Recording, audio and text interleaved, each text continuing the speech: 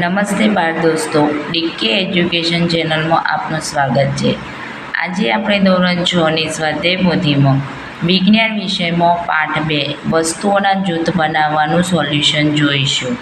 તો ચાલો સોલ્યુશન જોઈએ. તો પ્રશ્ન 1, નીચેના પ્રશ્નો માટે યોગ્ય વિકલ્પ પસંદ કરી જવાબ આપો. તો પહેલું છે, નીચેનામાંથી અસંગત વસ્તુ કે પદાર્થ કયો છે? તો દૂધ, દહીં, માખણ કે ગુલાબજાંબુ? તો ગુલાબજાંબુ. નીચેનામાંથી કયો પદાર્થ પાણીમાં અદ્રાવ્ય છે? ફટકડી, સાકર, લોખંડનો ભૂકો અને મીઠું. બાકીના ત્રણેય ઓગળી જાય, જ્યારે લોખંડનો ભૂકો તેમાં ઓગળે નહીં, એટલે જવાબ આવશે લોખંડનો ભૂકો. ત્રીજું છે, મોટર કારનો આગળનો કાચ કેવો હોય છે? પારદર્શક, અપારદર્શક, પારભાષક કે આપેલા ત્રણેય? તો પારદર્શક. હવે ચોથું, નીચે આપેલા પદાર્થનું લીસા અને ખરબચડા પદાર્થોમાં વર્ગીકરણ કરો. તો અહીંયા આપણને પદાર્થો આપેલા છે: ડોલ, ઈંટ, સાયકલનું ટાયર, રુદ્રાક્ષનો મણકો, મોબાઈલ ફોનનું ટફન ગ્લાસ, તાંબાનો તાર, ટુવાલ, સાયકલની ટ્યુબ, રકાબી અને સીતાફળ. તો લીસા પદાર્થો કયા આવશે? ડોલ, મોબાઈલ ફોનનું ટફન ગ્લાસ, તાંબાનો તાર, સાયકલની ટ્યુબ અને રકાબી. ખરબચડા પદાર્થો તો ઈંટ, રુદ્રાક્ષનો મણકો, ટુવાલ અને સીતાફળ. હવે પાંચમો છે, નીચે આપેલ પદાર્થોનું સખત પદાર્થ અને નરમ પદાર્થમાં વર્ગીકરણ કરો. તો લાકડું, રૂ, વાદળી, પથ્થર, કાચ અને મીણબત્તી આપેલા છે.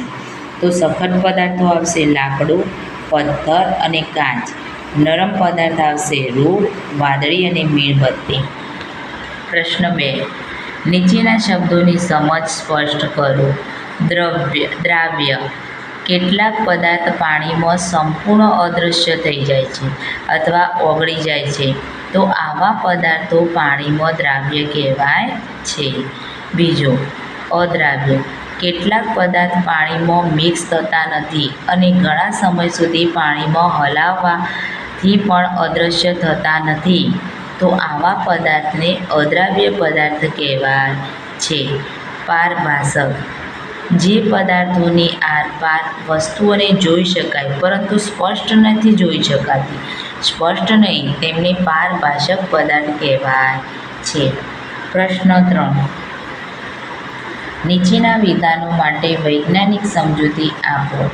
8મો, વેપારીઓ વેચાણ ટેબલ પર ચોકલેટો રાખવા માટે સ્ટીલની બરણી કરતાં કાચની બરણી વાપરે છે, તે ઘટના સમજાવો.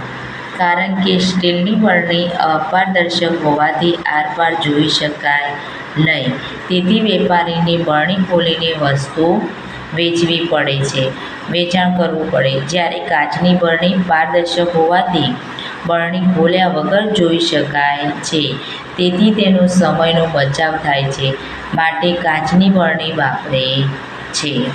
9મો, સંપૂર્ણ પારદર્શક પદાર્થ તરીકે ફક્ત હવા અને તેમાં રહેલા વાયુઓ ગણી શકાય. આ વિધાન સમજાવો. કારણ કે હવા જુદા જુદા વાયુઓનું મિશ્રણ છે.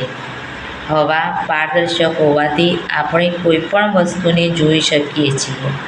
હવામાં oxygen, hydrogen, carbon dioxide, nitrogen વગેરે જેવા વાયુ હોવા છતાં આપણે જોઈ શકીએ છીએ, માટે સંપૂર્ણ પારદર્શક તરીકે ફક્ત હવા અને તેમાં રહેલા વાયુઓ ગણી શકાય. પ્રશ્ન 4, નીચેના પ્રશ્નોના માંગ્યા મુજબ જવાબ આપો.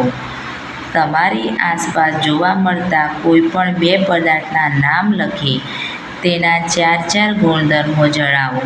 તો પદાર્થ પાણી, એના 4 ગુણધર્મો: તે પ્રવાહી અને ઘન સ્વરૂપી હોય છે, તે રંગહીન છે, તે ગંધહીન છે, તે પારદર્શક છે.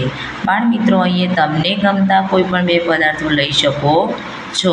પદાર્થ બીજો, હવા, તે વાયુ સ્વરૂપી હોય છે, તે રંગહીન છે, તે ગંધહીન છે, તે પારદર્શક છે. હવે પ્રશ્ન 11, તફાવત આપો. પારદર્શક પદાર્થ અને અપારદર્શક.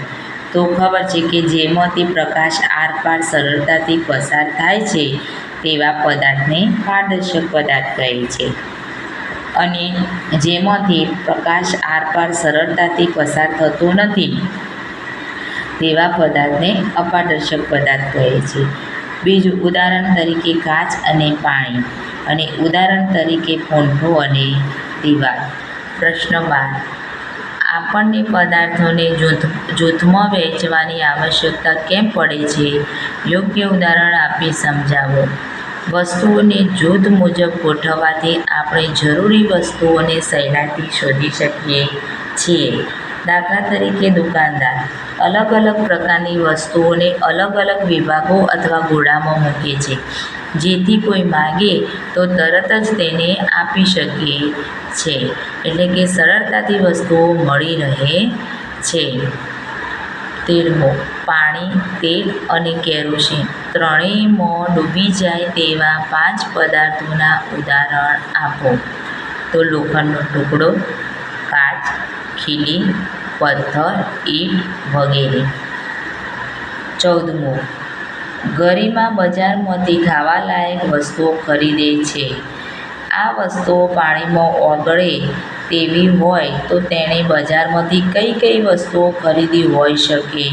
તો આઈસ્ક્રીમ, ખાવાલાયક વસ્તુઓ, આઈસ્ક્રીમ હોય, કેન્ડી હોય તો તેણે ખોળમાંથી બનાવેલી વસ્તુઓ લીધી હોય, અથવા તો ખાંડ લીધી હોય, તો એ બધી વસ્તુઓ પાણીમાં ઓગળી જાય.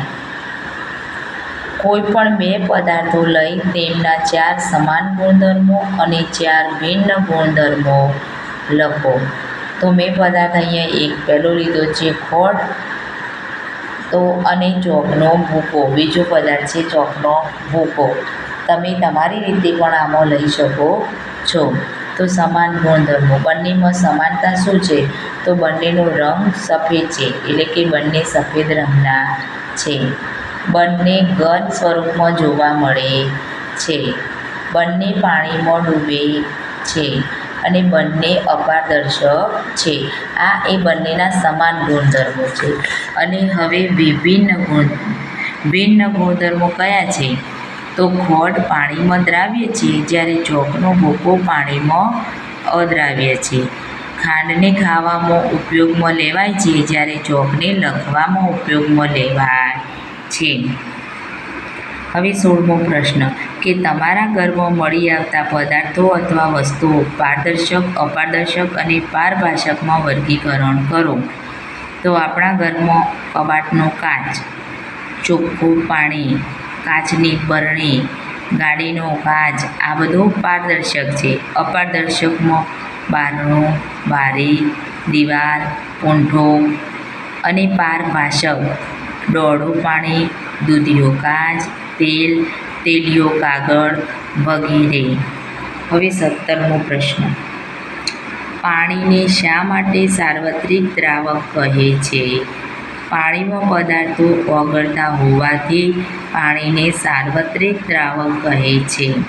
એટલે કે પાણી ઘણા બધા પદાર્થોને પોતાનામાં જ દ્રાવ્ય કરતું હોવાથી તેને સાર્વત્રિક દ્રાવક કહે છે.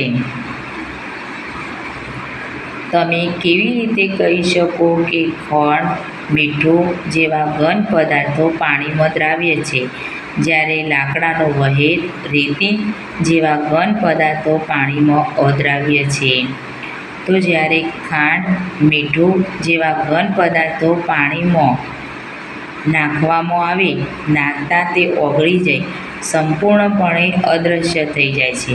એટલે કે આપણને દેખાતા નથી, એ પાણીની સાથે ભળી જાય છે, માટે તે દ્રાવ્ય છે.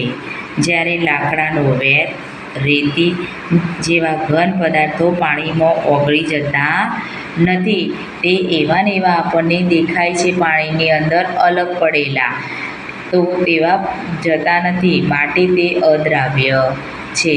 હવે પ્રશ્ન 19, વસ્તુઓના જૂથ બનાવવા આ પ્રકરણને અનુલક્ષીને તમારી શાળામાં થયેલી પ્રવૃત્તિ પ્રોજેક્ટ વિશે માહિતી આપો. તો અમે શાળામાંથી વસ્તુઓ મેળવી તેને કયો પ્રોજેક્ટ કરીએ તો શાળામાં જે બધી વસ્તુઓ છે એને બધી એકઠી કરી અને એને ઘન, પ્રવાહી અને વાયુ સ્વરૂપમાં અલગ કરી. જ્યારે લોખંડવાળી વસ્તુઓ અલગ કરી, પ્લાસ્ટિકવાળી વસ્તુઓ અલગ અને રબરવાળી વસ્તુઓ વગેરે જેવા વિભાગમાં વર્ગીકરણ કરેલું છે.